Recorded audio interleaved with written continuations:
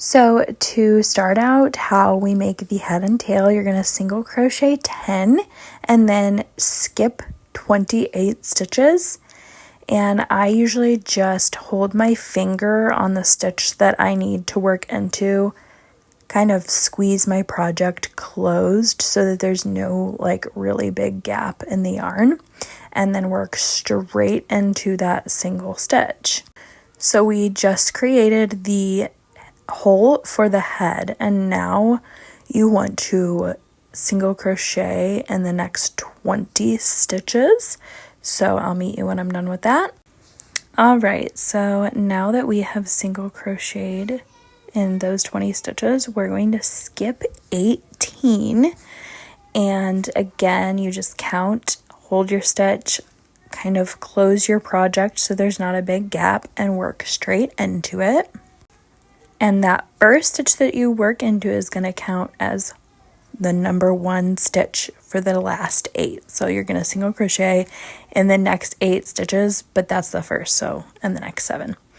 And then once you get to the end of that, we will slip stitch and chain 1 and cut your yarn long enough to sew.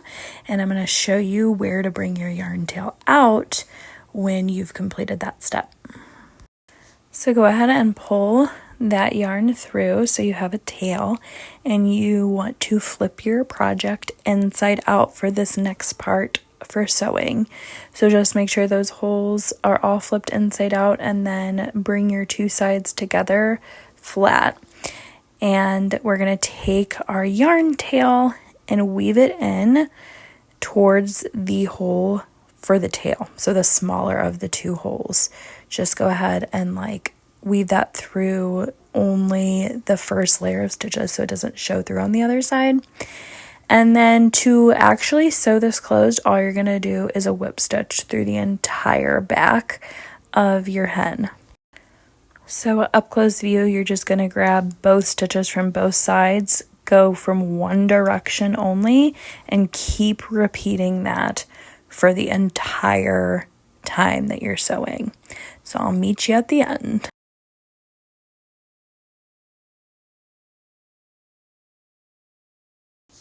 Alright, so now that you're at the end, you want to tie a knot and secure your yarn tail and just sew it in like you normally would.